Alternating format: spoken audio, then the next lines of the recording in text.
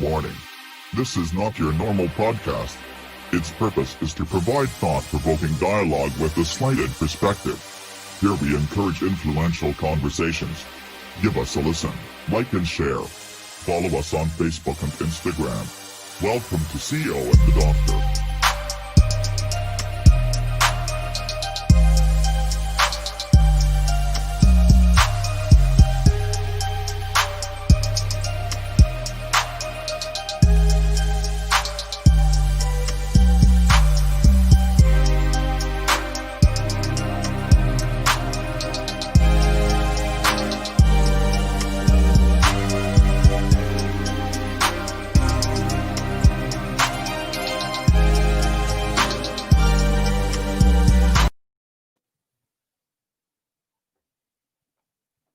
There it is, my man. What's up, yo? It's all you, baby. It's all you. How you doing, college man? Man, listen.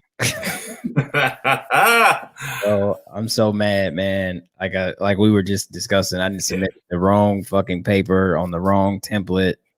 So basically I did like 7-8 hours of work starting late last night. Actually, not starting late last night. I started about 6. I had to study it for like 2.5 hours. Then I worked all the way to midnight. Then got up this morning, work some more, thinking I'm fucking winning on this Saturday. All the shit is all fucked up. Well, like you said earlier, you did next week's work, and maybe just optimistically, all right, glass half full with everything. Optimistically, let's hope that you got more than half of next week's work done. Yeah, I'm gonna have to, like I said, when I get off here, I just got to clear my mind. So the show gonna allow me to clear my mind. Yeah, definitely. But I'm gonna have to look at what I actually did and apply it. The work is there. It just needs to be moved around, and I got to use the right templates because they're about using templates. So but now that I actually know how to do the work, I mean, my wife can tell you that. Like last night, I was pissed. I was about to fucking like, this is the stupidest shit ever, bro. Like I don't understand, but I'm good now. Solid. Told you that class was the bane of my existence, man. I'm telling you, I nearly said, fuck it. I am not finishing this degree. This class is terrible. It's the only C I got. And I couldn't even play catch up. I mean, I was already 4 weeks in and I was just starting to figure out how to use that ANOVA and all the other shit that you need for the class. So I was probably at a D at that point, like struggling. And then the last 4 weeks, I figured everything out and probably played catch up. Yeah, at least you started with an A and you got an A. Well, I'll tell you what, my instructor is pretty solid, man. She's helpful. So I'm blessed in that, right? Because it's been twice already that like I've had to resubmit some work where she was like, you kind of missed it here. Try this, and then she's regraded it, and so I've gotten a grade based off that second grade. So. Yeah, that's cool. That's good. It is what it is, man. But damn all that, man. So what's good in this week for you, bro?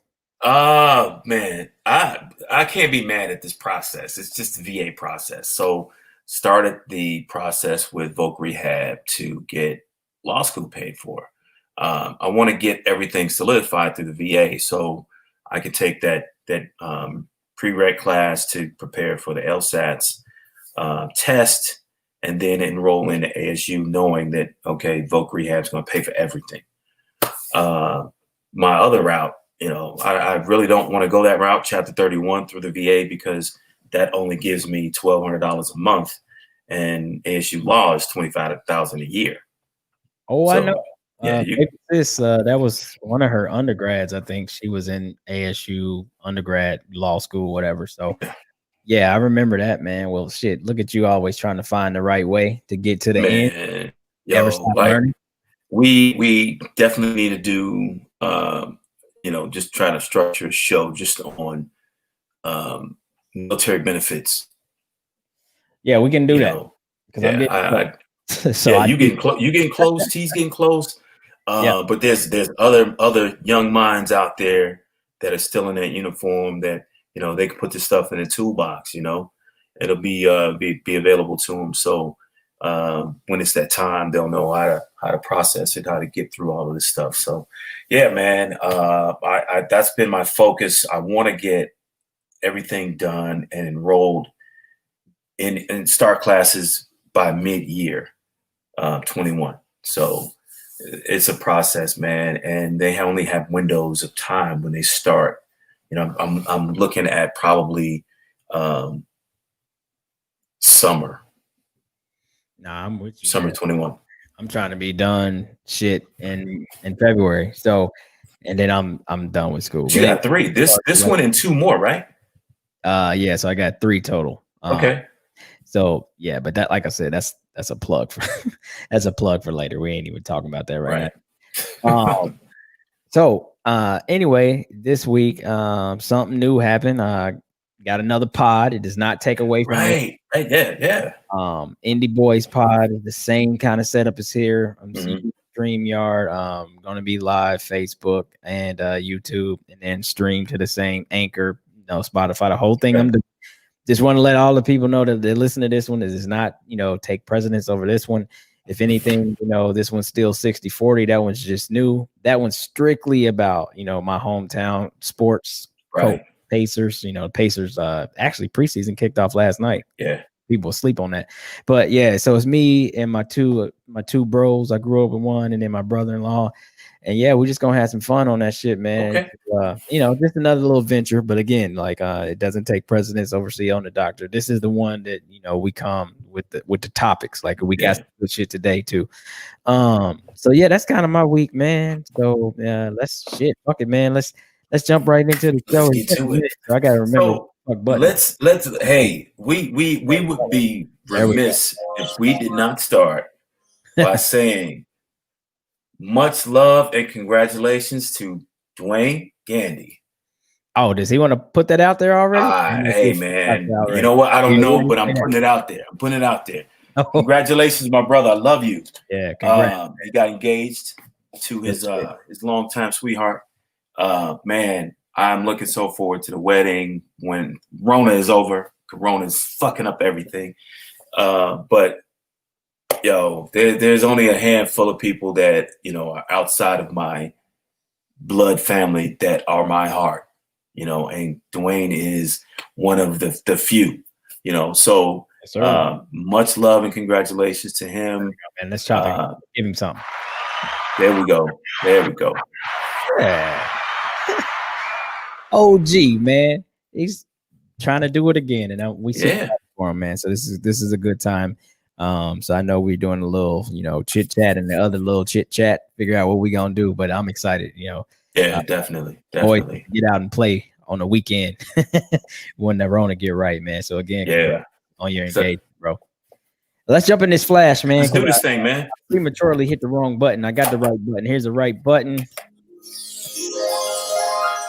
There we go. That sounds right.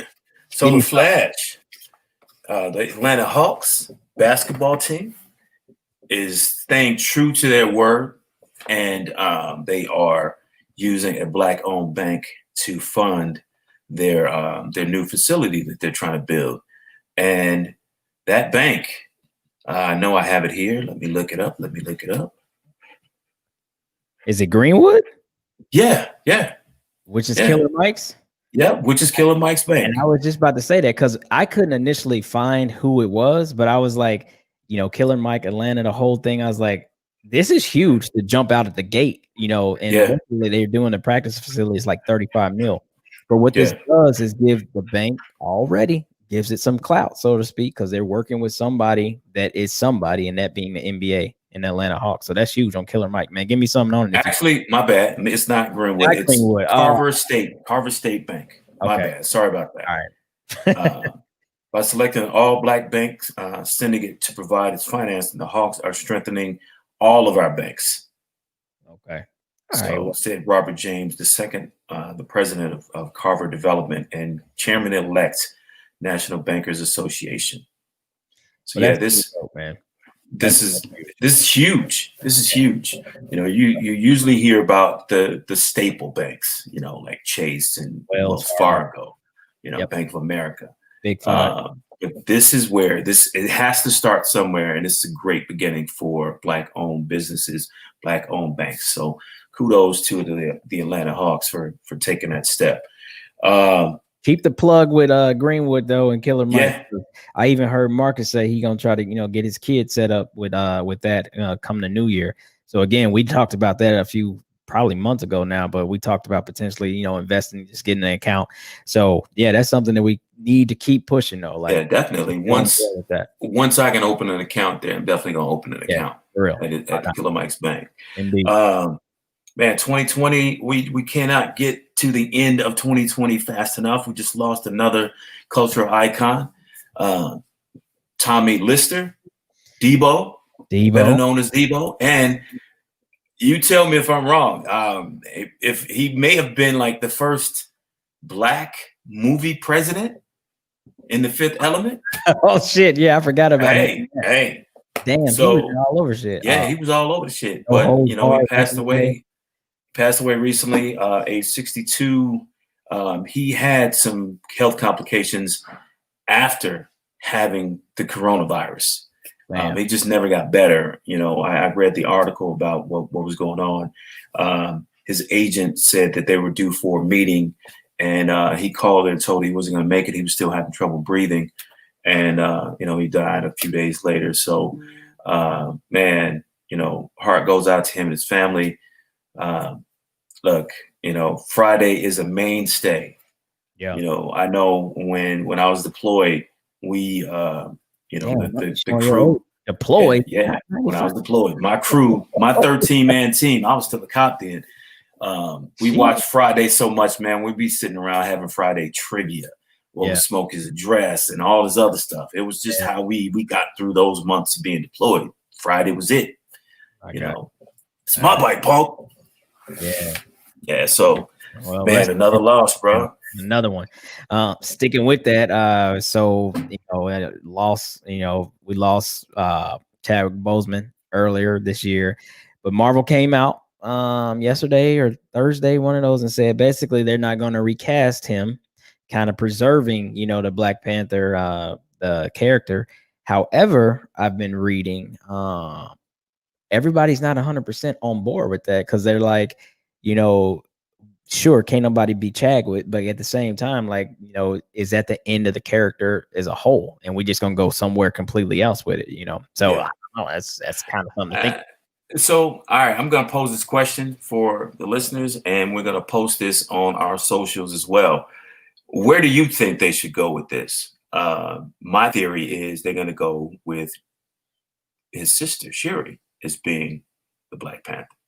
True, but I think they're actually talking about, like, and I don't want to say it like that because that's where the whole sexism thing come in. But like ultimately, it's like, you know, the Black Panther. If you read the comics, you go all the way back. Like, there's multiple stories you can ride with. You know, like there's one I think where he ends up marrying Storm and all kind of like there's a bunch. Yeah, I saw that one.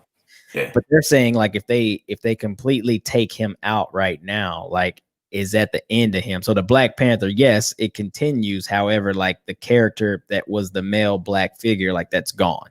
And, you know, we understand the lineage of how it worked from father to father to father. So it was more so from that viewpoint. And, you know, even though this is a fictional character, we all know what that did when he became part of the culture. Like, I mean, that changed everything. So I don't know. I think it's it's not something to, like, you know, get ruffle your feathers and you're on one side of the fence or the other end. But I think it is something to contemplate, because I understand what they're trying to do. They want to protect and not have somebody. And I think it would be the right thing to not have this next movie it be recast with whoever. Right. That's a reboot later could have Black Panther come back. Is what I'm getting. To me, it should, you know, this should explore, like they say, is to explore Wakanda and look at the different characters and people in Wakanda. Yep. But to me, it also can set up, you know, his death. Yeah. And then, okay, what happens now? You know, come on, for reality's sake. You know, I know we're talking about a movie. We're talking about a movie and fictitious characters. Right. Culturally, for us to have a snapshot in time, I don't want that. I want it to continue. All right. We're not, you know, we are not a pigeonholed people.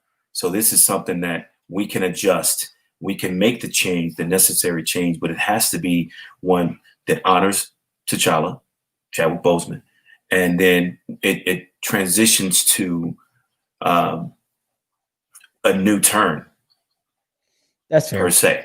That's how I envision it. So listeners, share your take on our social pages. We're going to post something after the show on both Facebook and on Instagram, and you can share your thoughts. So, and I'll post the question there as well. Yes, sir. All right, man. So that's the end of the Flash. Where are we going next, P? We are headed to. Are we going substance? News. We're going bullshit. We're going bullshit. All right. Here we go. Bullshit.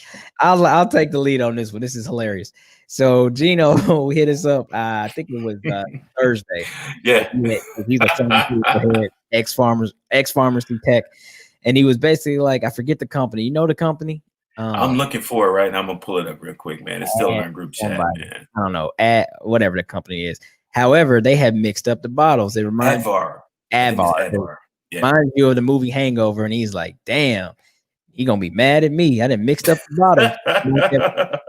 Had the uppers and the downers type stuff, such a thing. So basically what I'm saying is they had taken some Trazodone and it had got mixed up with Viagra and they had shipped it out. And so it was a mass recall on bringing it back. So it became tremendously funny because no bullshit. I'll put this out here. I was scheduled to pick up my fucking Trazodone on fucking Friday. So and I'm like, if I get the wrong man, it's going to be a wild weekend. And what'd you say? T was off work too? Whew. So all right. So you gotta tell me what Trazodone is for. I don't know. So it can be used for a lot of things. So right now I'm on it. And I don't have no fear, but it's like what do you call it? It's like Concerta. So it's kind of one of those things that kind of bring you down. It's not a true antidepressant. Yeah. Some might say it is, but it's more so like anxiety. It's trying to level you out. Okay. Yeah. So that's what I'm taking it for, because my anxiety is off the charts. And it'll help. Shit, you fuck around, take some Viagra, and instead of that shit, you ain't gonna have no anxiety. So it was funny as hell because I was like, damn, I can't make this shit up. Often when we have news, we can't make it up. So I was like, the shit just falls yesterday. It falls in our lap. Yeah, I had to. We literally don't find this stuff. It just falls in our lap. That's why I sent the picture. I was like, I'm gonna prove to you, like, no shit. I had to pick this shit up. Oh yeah, and you did just that. I definitely did that. Them about it, and they seem to not know about it. So with that said, I don't think they gave me the wrong shit, but we'll see because I ain't even taken it yet. So that shit's crazy. That shit's crazy. That's the news for the week. All right, it's now we're off to Ask the Doctor segment. All right, well here it is, man. So I'll pose this question to you, bro. With you pursuing education at so many different levels of your life, right? So you got to think about the traditional path. I think honestly is, you graduate high school and you just run off as much education in a row as you can to just keep yourself kind of like keep the wheels greased, so you don't really like lose. Because for me, you take me, I got my bachelor's degree 14 fucking years ago, and here I am working on a master now, hitting a wall, driving fucking 80 miles per hour. So moral of that story has been a huge gap, but you've gotten your degrees on many different age platforms in your 40s into your 50s now. So, it got me to thinking this, and the question becomes, honestly, P, real shit, whose educational path are we following as people? Is it our own, or is it individuals around us or the society around us telling us how education looks, what we should be aiming for, and the career choices we should make? Yeah, when you sent me this yesterday and I started looking at it, the first place I went was I looked at me and my past. All right, I come from a family that gives like zero fucks about education. Okay, zero. All right. So as an example, when I got my doctorate and I told my family, hey, I graduated, I got a doctorate, there was more of a inspiration my brother got out of jail than me getting a doctorate. Yeah, I remember you telling me that. And that was, that's humbling. It's crazy. All right, now I'm gonna go back to my senior year of high school. A lot of people don't even know this. I almost didn't graduate.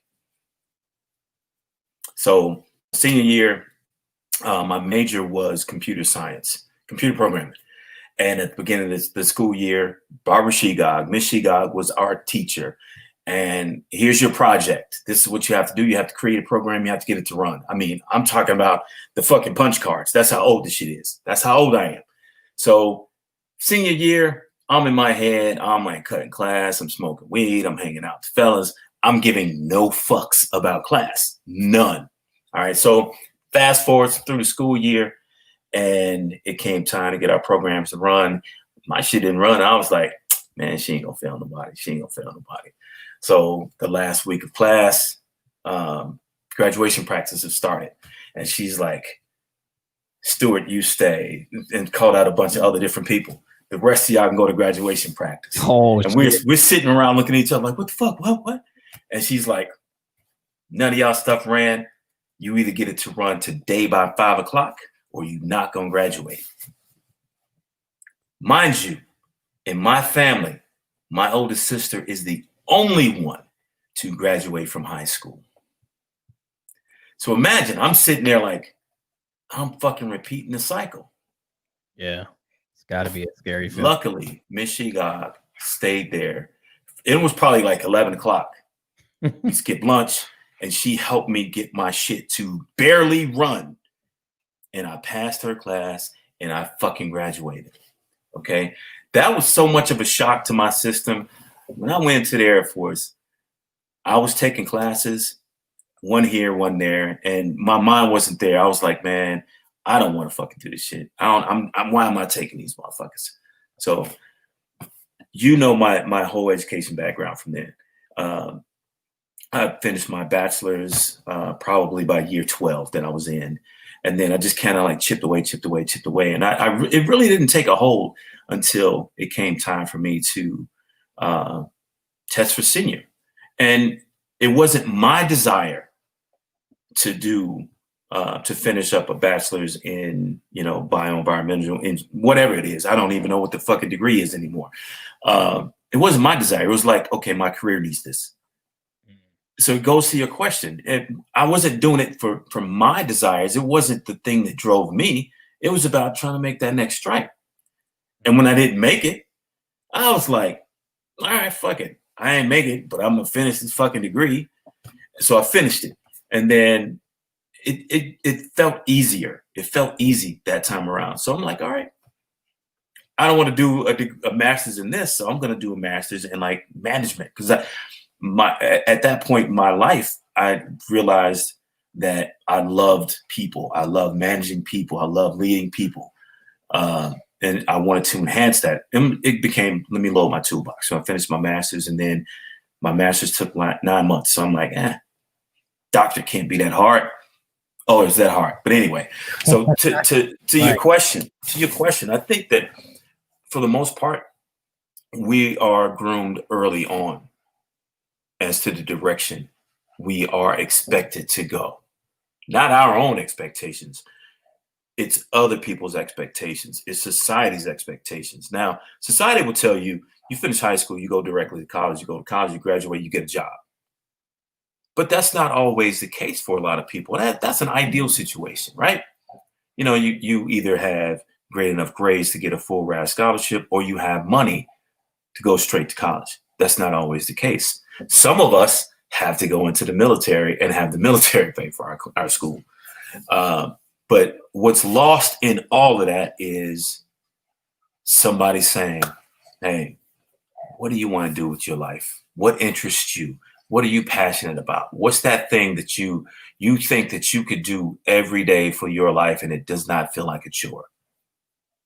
Nobody ever asked that. And I think that's the key thing that we need to figure out, especially with our kids, because it's hereditary for us to say, you're going to go to school, you're going to do this. And then when you graduate from high school, you're going to go to college, you're going to do this. It's hereditary. It's something that's ingrained in us because it was done to us. But what I tried to do with mine is, all right, you're done with high school. You're required from kindergarten to high school. You have to go to school. All right, after that, what do you want to do? What won't feel like work to you? And, we try to. No, and I want to jump in here real quick for I'm old, man, obviously. But the other part of that I want to take too is, I feel like, over the years, education and what it looks like has constantly been, reformed based on just what technology says we should be doing, or what I guess economics say we should be doing. Yeah. But what it does is it limits the individuals who work with their hands, entrepreneurs. Oh yeah. Yeah. Because all the shit that I went through when schools were like implementing STEM programs, like that was still optional. Yeah. Now it's almost forced, and all kids are not created equally. And I go through this with my kid all the time with Ace. Like, he's not the everyday, I want to sit here and learn about this, that, or the other. I think he's better suited for shit that's like, hey, you can use your hands, your tactile learner. You can do something that doesn't require you just to read a book and then give me an answer, or get a math question and then give me an answer. But it's almost shunned and it's almost looked down, upon if you say, well, yeah, I want to be like HVAC, I think I want to, be a carpenter, or I think I want to work on cars. Yeah. If you have a vocational skill, which, let's be honest, that's maybe 60, 70% of the jobs that are in this country. Working with your hands. It's plumbing, HVAC, like you said, things, car mechanics, things like that. And these are all noble professions. But for our education system, there's no profit in that. Yeah, and the mark is right here.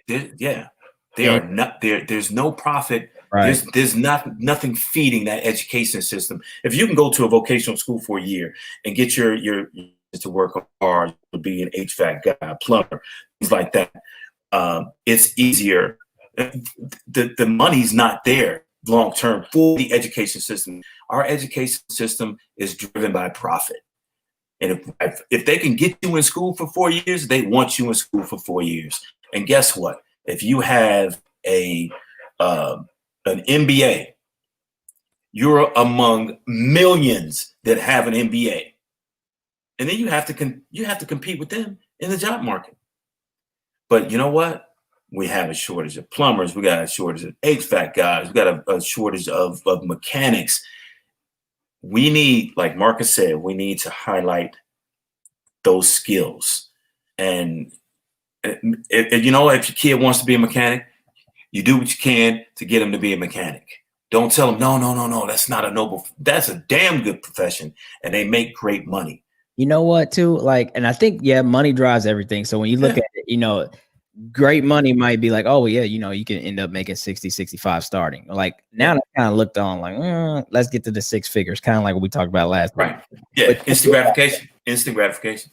This is something else that, kind of crossed my mind, too. Like, I think that there's more glorification of something that, quote unquote, is a vocational or something that's normal when you have other things that went with it, i.e., I joined the military for 4 years. I learned a skill set. I got out. Oh man, you're doing really good. You turned that military career into now a civilian career. But if a kid says at 14 years old, like, oh, I think I want to do something with my hands. Yeah. It's almost like, what? Like, and I think me and Marcus talked about this a little bit yesterday at work. I think we carry on, our generational figure. So, our grandparents and our dads and things like that, they always want us to be one step further than them. So if they made their living with their hands, my dad would always tell me, hey, look, man, I made my living with these, you make yours with that. And I get that, but at the same time, Marcus made a great point yesterday too. What you end up doing is, you learn the skill, with your hands. And then one day you step outside of that and you running your own company. Right. So you're still using your brain, and and you're making your money, but you started here with the hands. That's the most asinine statement, I would say, and that's not to disrespect anybody. When you say, when you belittle using your hands, all right, having learned how to fix a car to some extent, that's a lot of fucking brain power. It's a whole lot of brain power. You can't make these go without this. That's true. I don't see how that correlation gets overlooked so easily. It's not like your hands are on a switch and you're able to fix this plumbing. I figured out how to make this HVAC system work, or I fix this transmission. You still need this, and that's a lot of knowledge that stays here. Man, I'll be drastic here and take another step, because it's almost as if we're in this system where everybody's trying to like, outdo each other. Mhm. And it starts with parents. Like I won't, if my kid plays sports, of course, each parent wants their kid to be the best on the team. And it Right. kind of goes the same. It's definitely the same with education. We Oh yeah, yeah. grades and all that. And I've never really gotten into that because I don't think that it's fair. Like No, it's not. because I'm not the one doing the work, the kids are. So to stay Yeah. on track though, I believe what ends up happening is, we push our kids to another level because it's what we want. Yeah. And we totally overlook who they are and what they may be great at. And Yeah. they end up following our dream until they get there and realize I hate Mhm. this. Yeah. I've read articles about people who are doctors and shit like that and changed their career path, or they got that far in med school and then they just Mhm. like, I can't do this no more because it was never their goal. It was never Yeah. their dream. They had the means because their mom and dad had the money Right. to pay for it. Yeah. And so they expected something of it. Yeah. But it's like you created what you wanted. I mean, if anything, that's communist as shit. Like Yeah. what I want Yeah. you to be. And I that's want you to be a doctor. I want you to be a lawyer. I want you to be these things. And to some extent, when I reflect back on my upbringing, it's a blessing and a curse. The blessing, I had to figure out the things that motivated me, the things that I found fulfillment in. The curse was there was no reinforcement. There was no, oh, you're doing great. What do you want to do? No one ever asked me, hey, what do you want to do with your life? What do you want to do when you get older? What do you want to do when you grow up? I can tell you, man, I was probably 15 years in before I was like, I had an aha moment. This is what I want to do. My plan before Ev got sick was I was going to get out and I was going to go to ASU for law school. That was my plan. But obviously that didn't happen for reasons that a lot of people now know. And I have no regrets about that. None at all. Right. My whole getting to a doctorate had no plan, no goal, no, this is what it's for. I just needed the mental escape.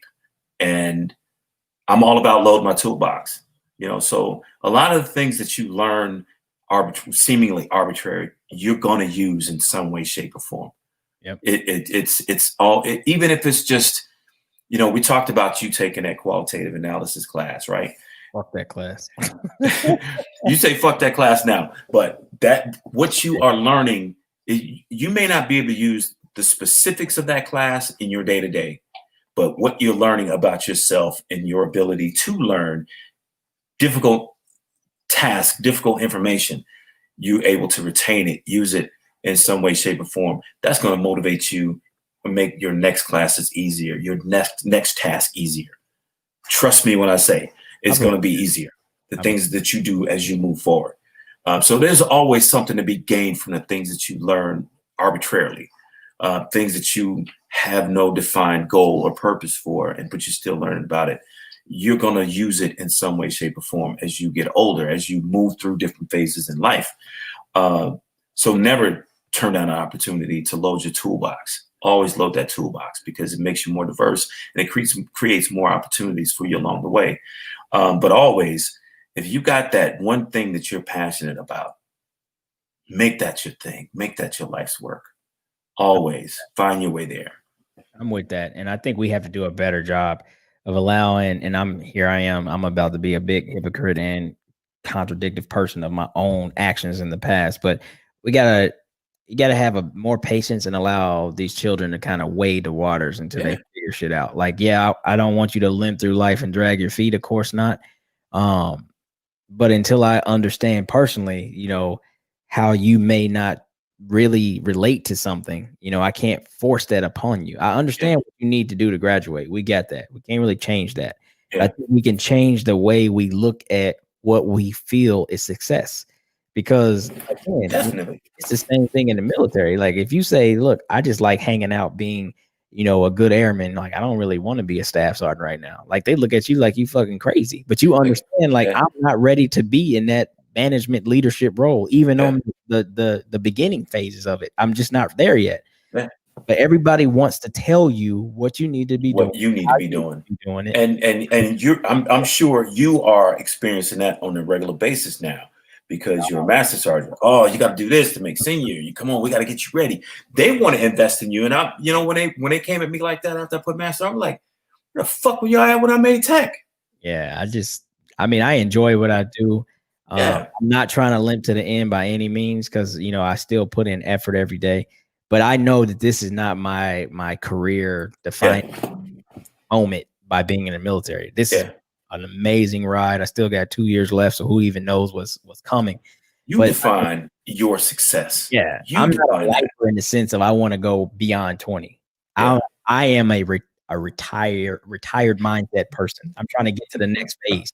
It's here, man. It's in my mind that I'm trying to get to. Yo, there is. Look, if I'm being honest, man, 2 years out, I was like, click. I'm taking care of my people. Fuck everything else. I mean, it's it's a fight every day. Me and Marcus have a 5 to 10 to an hour, depending on what day it is, where we just discuss, and it's a fight every day, man. My man he's working toward his goals. You know, he got a little bit more than me. I'm sorry, Marcus. He's got 8 more before he can get to where he need to. I only got 2, but I'm right there with you, man. Because if it wasn't for him these last 3-4 years coming in that door, bro, I don't know if it just hasn't been there. And it's nothing against the military. Nah, you just know. I'm more than this right now. Yeah, you just know. You just know. And there's a comfort that comes with putting that uniform on and being in that community. Yeah, that can be a detriment because it's so comfortable that you really don't have to face up to the end. You know, it goes back to us talking about, and we're definitely going to do this book. We're definitely going to do our multifaceted last 4 book. I'm with that. And that's really addressing, you know, what I would like to see in the first page is the military is just like death and taxes. It ends. It is. It does. It ends. And are you doing what you need to do to prepare for that end? A lot of people are not. Right. They aren't. I can tell you, I didn't. My life just happened to work the fuck out. I'm with you. You know, it just happened to work out perfect. But I didn't plan for it. I didn't plan for who I am now. Now, in that statement right there, you always say you're the precautionary tale, and this is real. Because I am pushing 18, but I didn't really get shit, like, I guess, in some kind of form or shape until about 3.5 years ago. Yeah. So that would have put me at, 14 and a half, 15. And I've had time now to prepare, because if I just kept the mindset that I got now and I'm just going day in and day out at 19 years, even though I'm ready, I'm not ready. I'm like, oh man, I still got bills to pay off. Oh shit. Like, I don't know. I still got to get a job. I ain't finished school. Like, you know, so and just to tie it up to the question of this topic, the military itself does not prepare you to get out. You are doing everything and learning everything that the military wants you to learn. You have to seek out the knowledge that you want to learn. You have to do that. They're not giving it to you. They don't prepare you to get out. They prepare you to stay in every step of the way. Once you press that button, then they cut the umbilical cord. Yeah. You got to figure out what's next on your own. And you should know that with your that annual like breakdown they give you, where they say, if you were to get out, this is actually what you're saving by being in. You know, they break down how much the commissary funds and the PX funds, what medical care really looks like. And so all those things, though they are good tools, they are also scare tactics. I'm glad you highlighted that, because this is what I've been everything hindsight, cautionary tale. This is what I've been telling everybody, anybody that's willing to listen. While you are in, you need to have a resume online. You should have a resume and update that shit just like you update your EPRs. You should have a resume online, because guess what? When they're sitting down with you with those scare tactics, if you get out, this is what you're missing. Nah, bro, I got this resume online and I know I'm good for a 6-figure job. Yeah. And that's real. And I'm waiting to finish my master's degree, and then I'll be working on my very first one in 18 years, I guess. So I'll be hitting you up. Like, I don't know what I would never, ever fault anyone for staying in and making it what it is. Well, making it a career per se. I would never fault anybody for that. Okay. What I ask anybody that's in the military is you need to have a firm understanding of you are going to come back out. The outside is waiting. What are you doing to prepare yourself for that exit? And that's real, man. And that's Ask the Doctor. We'll end that with that, man. So now I'm gonna let you lead this one because you brought this one to me. All right, so I'm watching YouTube. I watch more YouTube than I watch anything, man. And it's just different stuff that pops into my feed. And I found this one YouTube video, and I just clicked on it arbitrarily. It's about what knowledge, having access to knowledge, has done to us. Now, I'm old enough to remember when, TV stations had to report the news balanced. All right, there was no, left leaning or right leaning. If they reported something from the right, they had to report the alternate from the left, and it was filtered. It was truth. It was vetted. Well, now, because of different changes, and we have the internet and we have so much access to information, they control information. The media still controls information, but we control the information on a day in and day out basis. And because we live in this instant gratification society and we need to be right, and we don't want to feel like, we're bullied, and we don't want to feel like, everybody's so much more sensitive these days. And you would think with all this information that we wouldn't be. We tend to retreat into our own corners, and we find the information that we want. Whether it's truthful or not doesn't matter. It just justifies how I feel. And that's where we are. And we wind up in our own echo chambers, and we don't want to hear anything from the outside. The only thing that's coming inside my echo chamber is what justifies how I'm feeling and how I'm thinking.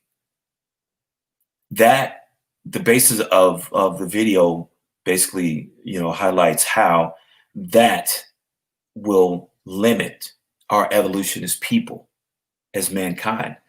If all we're getting is what we want to hear and what we want to feel, we can't grow from that. We can't have an argument and be okay with not agreeing.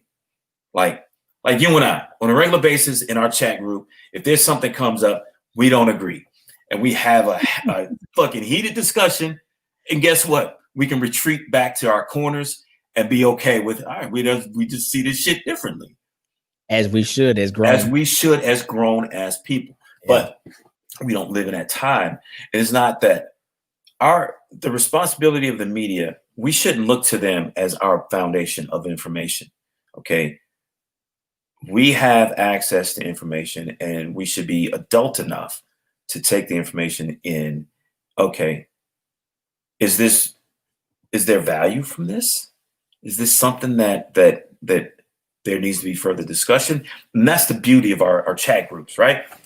Somebody drops something in there. If everybody agrees, we still discuss it. If somebody doesn't agree, we still discuss it. And it's not a matter of, hey, Clyde, I want to get you on my side. You need to think of it this way. You need to think of it that way. And you see it how I see it. No, I don't want you to do that. The beauty of the discussion is the disagreements. I can learn from you. You can learn from me. But in our echo chambers and not letting anything in, we're not learning anything. It's just reinforcing a level of ignorance and a level of distrust, a level of anger. And when I saw that video, it took me back to why I deleted my social media, because I was finding myself creating my own echo chamber, and everything that I was getting from my social media was keeping me there. Like, aha, I knew it. This is how I should feel. This is how I should think. And the intelligent me was like, no, motherfucker, you need to get out of that space. It's making you feel bad. This is not who you are.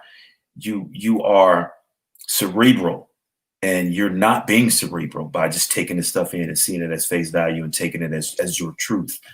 So I deleted my social media, and I love that I did it. I love the fact that I can have conversations with you and everybody else in our groups and other friends that's not in our group. and have these heated debates, because I can't learn without a challenge.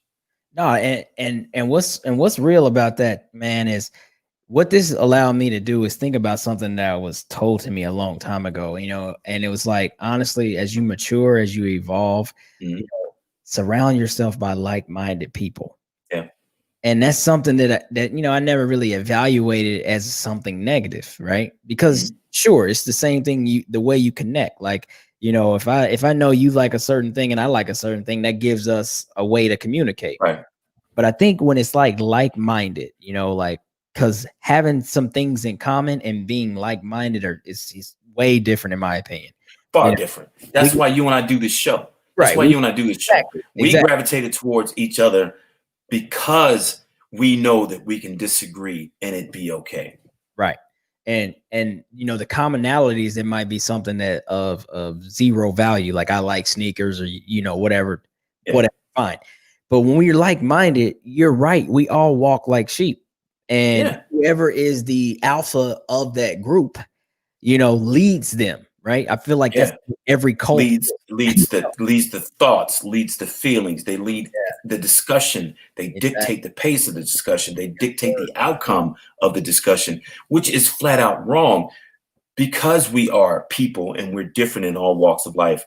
We all have an opinion. We all have thoughts and feelings, and those things need to be shared and understood as being, all right, that's how you feel. I don't agree, but that's how you feel. And so, the next phase of that, beyond just the small part of dealing with, like we're shutting shit out, it's more like actually deciphering what's factual and what's not, and how, certain facts can't be accepted because they don't align with your worldview. Right. So for instance, like, and I'm not about to sit here and try to run them off. That's not my job, but people can sit down and actually run off true facts about this administration that have positivity, right? Yeah. But if I'm an anti-right winger, I don't care nothing about what they're talking about. I despise the office. I'm never going to give him or give the administration any credit for the positive fucking statistics that they actually were able to produce, because my worldview tells me fuck all that. Right. And so how that actually spreads is because now my worldview becomes my children's view. It becomes my spouse's view. Yeah. Becomes my circle of friends view. And though there might be a few that push back, what do they end up doing? You find yourself, removing yourself, like, I just you shun them. You shun them people. And let's go back to our football group, our fantasy football group. We got one person in there that's a Trump supporter. Trump train. And at the beginning of the season, I did everything to try to egg him on. And ultimately, the question came up, why? And we had a heated discussion amongst. He's the only one out of 10 other people that's a Trump supporter. Not to mention he's a minority. So I got to give it to him, man. He stood up and this is why. And I can't fault the man for that. All right. So this is. To me, it was confirming to me that those of us in that group, we are able to see a dissenting opinion, a differing opinion, and it be okay. We can have a discussion. We can agree to disagree. I think he's cool. I don't like the fact that he likes Trump because I don't like Trump. But hey, you do you. Yeah. You do you. I understand why. Yeah, and that's it, man. And sometimes I feel like people feel like someone needs to give you their reason behind whatever. He didn't have to do that. But what it does show is it shows maturity, because a conversation is actually able to happen. So normally it's I hold my cards, you hold your cards, and we just have this standoff. And that's where we see things break down. That's where we see, like in my position, or not my position, but in my point of view, we have these absolute walls that create hate. They create everything else you want to, add as a negative factor. And we can't ever really understand how it even got that bad, right? Because it wasn't no one defining thing where somebody absolutely crossed the line. It's just shit keeps building. I mean, shit, you gotta think about it, how they started this shit. Like, they're all in one room. I'm talking politics now. And everybody's throwing their ideas around. However, somebody has to be in charge of that shit. And then they realize, well, shit, in order to be in charge of that shit, somebody's got to vote for that guy. So now it's like, oh, well, our people are in power. So we voted for you. Yeah. You're supposed to hold me down. And that shit just filters down to everybody's level. You see that in work, you see that shit in sports. It's just politics. It's simplified things. And what I think is this. I think that people are afraid of confrontation. So it's easy to just retreat into your corner and stay in your corner. Oh, well, especially with like-minded people. Yep. People feel and reinforce how you feel. And it's easy to say, I'm not going to do that. Yeah. So, it's just easy to say, I'm not going to do it. It's easy to just not have that conversation. Because believe me, I'm sure that when the question was posed, Romero was probably like, oh, man, I really don't want to go here. I've made it 8 weeks in this football season and no one's ever asked me this stuff despite my name being Trump trained. Multiple years too. Shit. It's for a couple years. So. Yeah. So I gotta give it to him. I appreciate the fact that he's like, yeah, here's why. I'm not saying that the motherfucker's amazing. He's a piece of shit. He's, he did name off things that he didn't like about him, but he also named off things that he did like about him. And it was refreshing to have a conversation. It was still, something that you and I talked offline about. Like, we retreated for a second into our echo chambers. Yeah, we did. And I have to state that I was definitely in mine because, the things that I was asking, I didn't feel like he was, responding.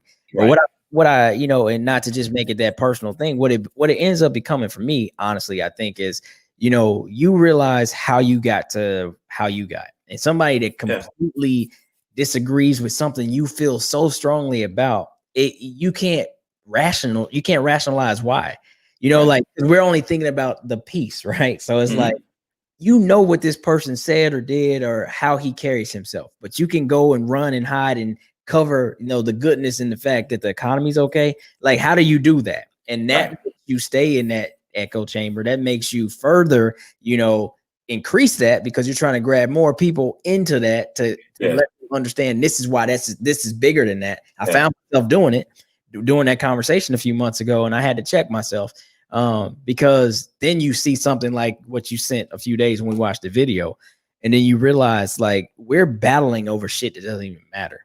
Like, it doesn't. It matter. Where are we what is the true resource? Like, what are we actually building this shit off of? Who's giving me the idealism that I'm using to debate you? Like, that's where's it coming from? Because it comes from somewhere. It comes from somewhere. And we've talked about this before. The bigger issue. All right, we can agree that race relations in this country is a problem. Our political system is a problem. All of these things are problems. We can agree upon that. Right. They are distractions. In my opinion, they're merely distractions. We're watching the economy just tank. We're watching our debt go fucking through the roof. Yep. And we're watching the wealthy get wealthier and wealthier. And no one is saying a word about that because we're distracted.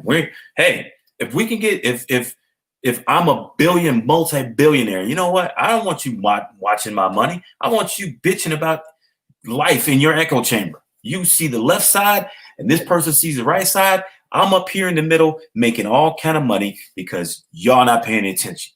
Well, we're missing the truth because we don't really even know how to get it. I think what we lost as a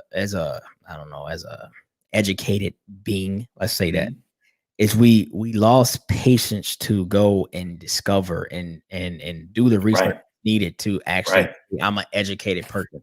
You used to have to go to the library because of this. Yeah, you used to have to get out into the world, ask questions, interviews. You used to have multiple, like, for instance, you take somebody that's like archaeologist, right? They don't go do one dig and come back and they have the answers. They've been at that site a zillion times before they come up with, their reasonings behind whatever it is they're trying to prove. So my point is, like you said, once we had such free access to everything, and we live in a society that's capitalist and we have freedom of everything. So we don't ever want to get into the crazy talk of limiting shit. That's not what we're saying.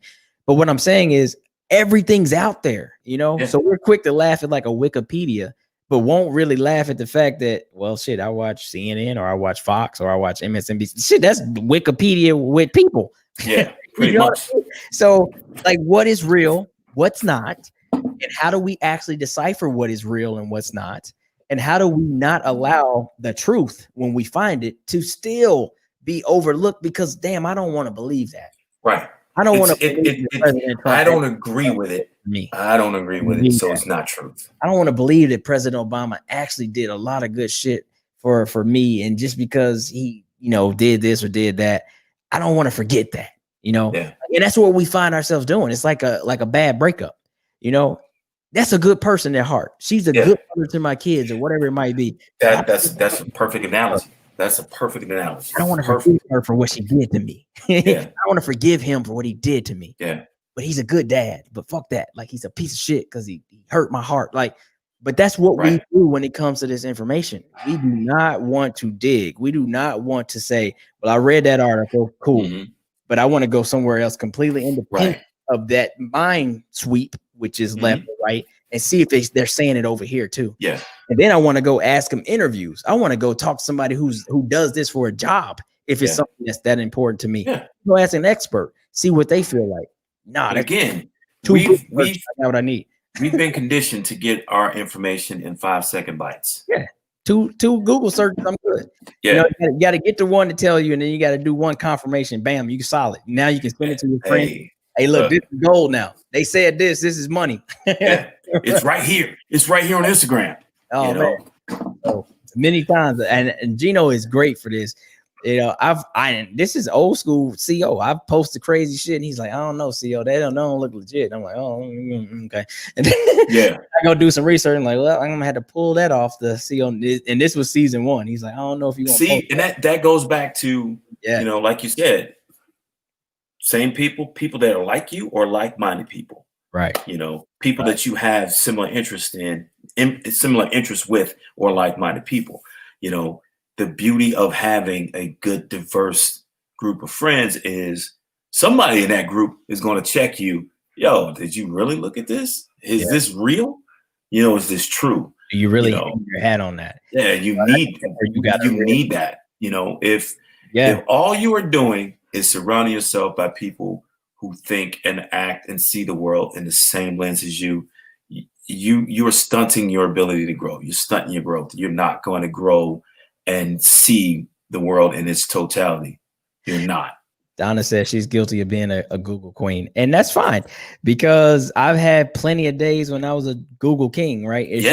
Especially when you're trying to prove yourself right. Oh, because you want it right now. You don't want to wait. Right now. You don't. Look, I need this right now. I'm not trying to give it 10 more minutes. I need it right now. So I found this one article that said, and I'm like, okay, you know what? The one article was written by The Onion or whoever. Yeah. That's bullshit, you know. So, and then again, we got to have a little bit of humility, and it's okay to be wrong. It's okay to have shit completely out of fucking, you know, mental order, so to speak. Like, damn, I missed the beat there, right? Yeah. Like my whole perspective was off. But that shows that you're mature. That shows you're an adult. It's been plenty of times I've had to apologize in the group. Like, look, man, I fucked this up. Whether that was a personal, you know, attack, so to speak, like I got into some shit, some heated arguments, and I lost my way. Or if it was like, look, I posted some bogus information thinking I was, you know, trying to get ahead of the fucking the curve. I missed the beat, you know. But a lot of people don't want to take that L, you know, like man, we've all been there. Yeah, we've all been there. We're human. You know, so we're human. I posted just some snippets of the video on our Instagram. But the YouTube video is called Selection for Societal Sanity. And I recommend, you know, everybody look at it. It's a quick view. It's like 12 minutes long. And it's really thought-provoking, you know, and it doesn't draw a distinction between left or right. It's not that at all. It's about our adolescence in dealing with the information that we control. Yeah, man. And, you know, you can get really crazy and say, well, shit, if I watch this video, does that mean that I'm aligned in my thoughts of what he said? You know, like that's what we do. We overanalyze and then we critique because as human beings, I feel like that's what we're really good at. Yeah. But at the end of the day, we have to get it down to what we believe in, what our truths are, and then really look at what the facts are in comparison. because sometimes you've been raised. I mean, fuck it. Let's just take generational racism, right? You've been raised to hate something, right? Yeah.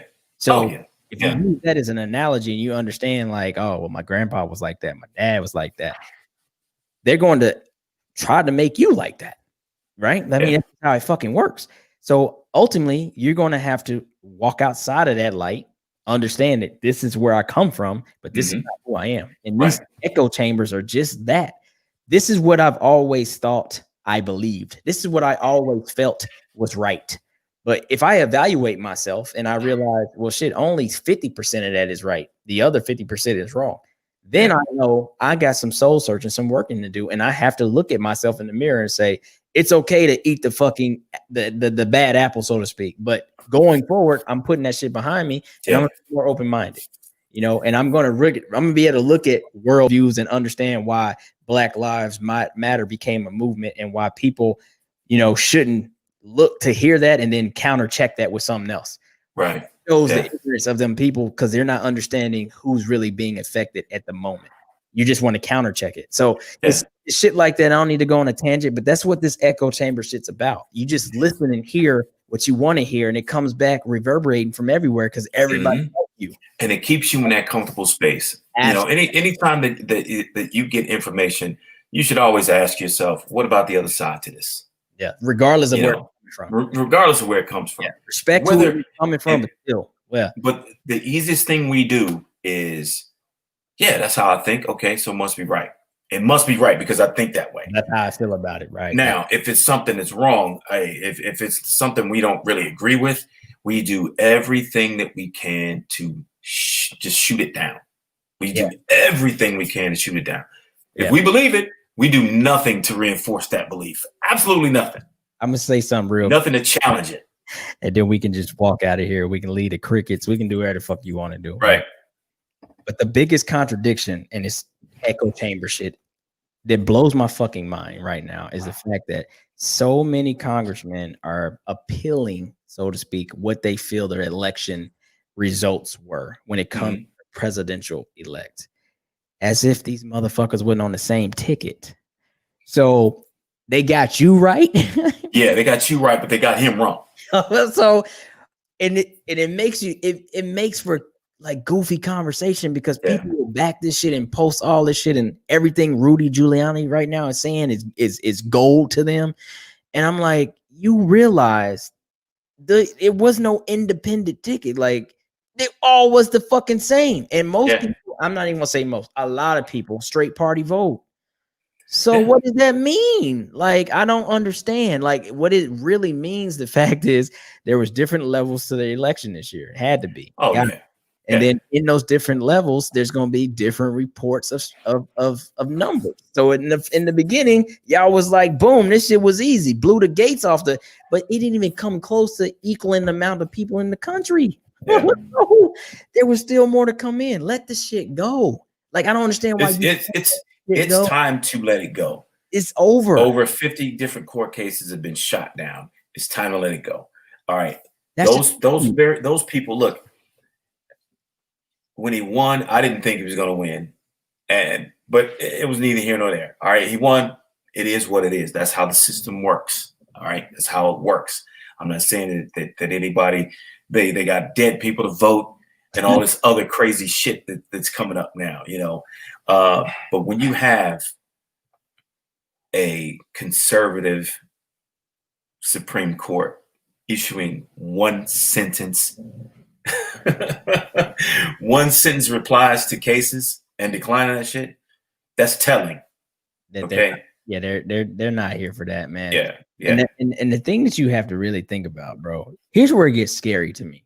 You can have conversations with people and give them facts all day and not even fucking, you know, make one fucking positive wave. But then you can say something that's very true in their mind that they don't want to believe. And it's as simple as this. I was like, so basically what he was saying, without you even fucking really using your thought process, is if I don't win, it's fake. Right. It's wrong. If I don't win. You know, so it was already from the jump. It was like, if I don't win, right, everything else is fake. So what does that tell you? It's not a fair election anyway. So if Yeah. somebody was to then, combat, It'll never be fair because you've already decided what the rules are. yeah, and that's what really got me. Like I've been in conversations. This was basically when I was deployed and on my way home, and I was like, "Do you realize what you're accepting? Yeah. You're accepting from that's like saying when the Lakers step on the court, if they lose, the game don't count." And because we do live in a society that loves sports. We love a winner, win and lose. Everybody that loses, this is what they're supposed to do. That's what they're supposed to say. Whoa. We need to start from the very first call by the ref, and we need to review all them shits because the fix was in. Yeah. So no championship has not really been awarded to the Lakers right now. Yeah. Because perhaps Miami is still reviewing whether or not that one shot should have counted or whatever. And San Francisco's holding up the Super Bowl results. Come on, man. So, as we close the show, just really evaluate, how you process things. And I'm not trying to sit here and demean anybody and tell them how to think. But I'm sorry. I've been on this planet 38 years, and there's people. You've been on here north 52. Of. My point is, if we only always thought we were right and aligned ourselves with people who we also felt were right, guess what we've done? We've put ourselves in this state of I don't even respect and or hear what other people say. Their mouths move, things happen. But at the end of the day, I've already got my answers. And if you read my book, Memoir from Within, you'll see that I had come up with certain answers for certain questions and certain feelings for certain situations for years that would never allow me to move forward. Damn sure wasn't going to allow me to go back because I would never repeat how I felt, but I wasn't going to go forward either. And that's what this echo chamber shit is. You just don't know how to progress. And unfortunately, when we raise children, when we are managers, leaders of certain companies, if that's what your job is, you can't live in this echo chamber of just you because you have too much influence over other individuals. And for me, that's a problem. And when you realize it, whether it's 38, 52, or 15, I feel like you have onus at that point to make change. So again, I am who I am. I do believe what I believe in, but I also understand someone else has an opinion too. And like we say on this show, if we don't let conversation influence you, don't talk. There's no fucking point. Yeah, it's pointless. Conversation is not supposed to change my mind. The influence is, well, shit, I would never even think to ask that question. I wouldn't never even think to go down and figure out what you're actually saying because I never cared before. Yeah. The influence is the fact that I'm allowing myself to be one with what you're saying. And maybe, just maybe, it may change how I feel or it may change how I think, but not just because you talked. That's what that means. If anybody never knew. So that's the show, man. Yeah. I didn't got worked up, bro. At the very least, the information that you take in, if you do find value in it, test it. Test it. Test it. That bitch. ANOVA test it. Test it. Let me leave the class alone. There's no way for you to find any growth if everything that you take in is what you already feel and believe. If only your opinion matters to you and that's all you want to hear, there's no growth in that. You're not going to grow. You're not going to evolve as a person. We are meant to disagree because we are all different people. True. And the key with that disagreement is hearing each other out. And nobody says that you got to agree, but just hear and understand and listen and grow from the conversation. I'm with it, man. So on some positive news, leaving out of here, I did score today. You already got yours a couple weeks ago. You made a alley, so to speak. I got that alley oop from Marcus. Yeah, look, I had to fight the virtual fucking robots and everything this morning, but I won. Hey, did Will get 2 pair? If he sold them together, he got 2 pair. Shit, he didn't get no pair. I don't think. Will wear 17 or some shit. Yeah, he does wear them big ass motherfuckers. They only make 1 pair of. But no, so we did score the Jubilees today. So this is I call it the annual December fucking lottery. So I was able to win this year. So that's a good moment, man. But yeah, man, getting ready for the holidays. Yeah. We should have we should have one more show before. It's all love, Will. It's all love. We should have one more show before the holidays, and everybody's family is gonna roll in and all that, and then we'll probably come back after the holidays, man. Yeah. So We appreciate everybody to stop by, comments, Marcus, Don, Appreciate it. Will, everybody. So give us a couple days, and of course, you know how it is. We'll be on at the beginning of the week, hopefully Monday or Tuesday. You'll have the audio. We fixed P's situation, so we don't have no fucking helicopter noise. I had a lot of people tell me like I couldn't hear the doc last week. Well, I tried to bring them down on my board, hoping we could fix it, but we couldn't. Yeah. So we got a situation cleared up. We solid, so we shouldn't have. I took care of the logistics on my end, so we good. And if we didn't have fucking problems, then it wouldn't be CO and the doctor. So basically, when we get to year 5, like we should be. Y'all gonna miss this shit. Y'all gonna miss this. Maybe somebody will be a software engineer running our shit for us. I don't fucking know, man. But that's what it is, man. We love you too, Will. Again, congratulations to Gandhi on his engagement. That's my guy.